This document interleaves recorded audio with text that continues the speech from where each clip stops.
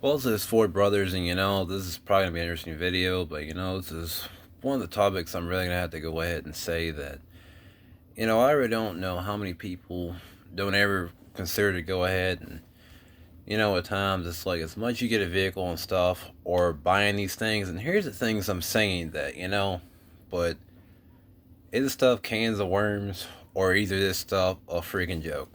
But here's some of the things I'm gonna tell you guys about, like some of the people who own cars and stuff, and if you're gonna buy from a private owner or buy from a dealership, from a dealership, you're probably getting a good deal. But private owners is just, here's the thing I'm gonna kind of say that, some people, they've done a lot to them and stuff, like done all the maintenance and things, but you know, this all the maintenance you think is supposed to be done, like change your air filter and change your brakes when they need to be done, and then change the oil filter, and air filter. And that's about it. But no.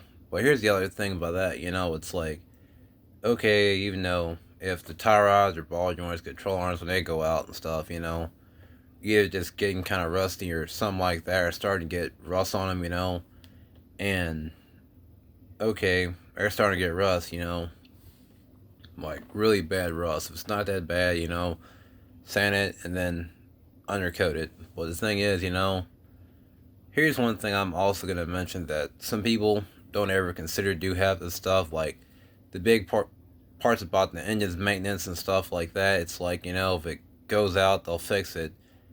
But then, here's the maintenance that I've actually done myself and things. And, I've actually had help knowing this one. But it was doing the radiator flush. It's like, how often would you recommend doing a radiator flush? It's like, to me, I've actually done it like 3 or 4 times and stuff. Cause since I drive a lot and stuff, and then okay, that's probably not a bad idea, but you know, probably change it like you do your oil. But I'm just trying to be safe on that because it's a big part of your car. It's got to be done. And then some people don't ever consider to flush their rear differentials and get them like, okay, drain out the old oil, and then put new fluid up in there and stuff like that. Like me about oil stuff is supposed to be going up in there, but then some people don't consider to do that, or either power steering. They don't ever service that stuff. And then here's the other thing about this stuff, and I'm not saying this to be stupid or anything, but it's just as much as you leave dirty coolant up in there, and it's just it corrodes and stuff, and it really gets like a nasty color. But the thing about it, it's just, do you want the coolant to go ahead and then it sits in there for so long, it either comes out or just leaks or just ends up rusting out and corroding, and the next thing you know, it just looks kind of funny. Then you know what? You're gonna have to do more stuff, and if it's power steering, and you don't ever service the power steering fluid when it needs to be done, and it's just sitting up in there like at least probably like you know when recommended. Here's the thing I'm gonna say about that. That if it doesn't get done at some point, like when it's probably got low miles and stuff, I really just say that you know you never know. You just don't end up driving a car and it's got no good power steering, and bam, there goes the power steering and steering in general. But you know, I really just say that that's another thing I look at, and then bleeding your brakes. Some people don't ever consider to do it, but really to me, it's like your braking lines are really a good thing to have, but it's just if you don't ever have good brake lines, it's just you may not have good brakes or anything like that, but then it might be some serious problems that I really would say that as much as you guys drive or anything, or you drive in general, here's the big things about that for your traction. It's like for one, you may want to have good tires, and mainly you got to have good brakes. But the thing about when you look at your traction, you know, as much as you need power to your brakes and stuff, when you need to go ahead and hit the brakes, like whenever you're trying to slow down, or either trying to get traction. And I really am not saying this at all, but as much as you have to go fast to go ahead and pass them by, or you have to hit the brakes, you know, if okay, you just replace your brake shoes, and then the fact that you don't ever bleed your brakes and stuff, here's a big question I would ask.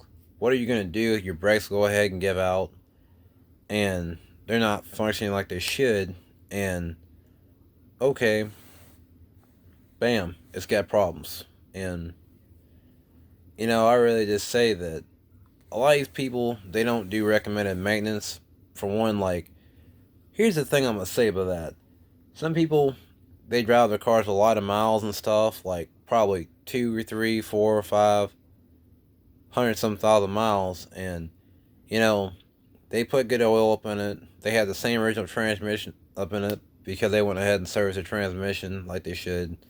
They had the same differential, and that's because they done that like they should. Then okay, they bud the brakes and put brake fluids on there when they should. It's just they done all the recommended maintenance and stuff. It's like, even though it's other maintenance that probably some of these other owners have not actually done, and some people really will tell you that okay,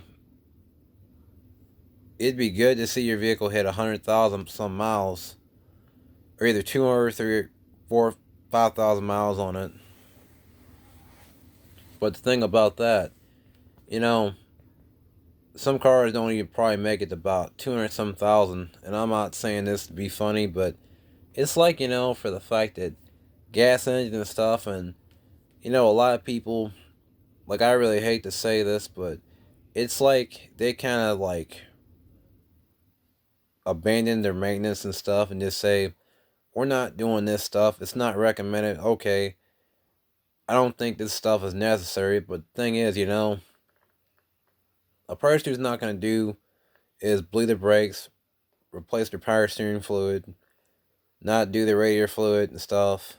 And, you know, I hate to say it, but if their private owner is not going to do these three things, or change out the transmission fluid, or make sure the transmission is good, and what I mean by that, if it's got like probably around 150 some thousand miles or 120 some thousand miles and getting up there, if it has not had them kind of things of maintenance, I really just say that, I don't think I really would want to pay a lot for it, because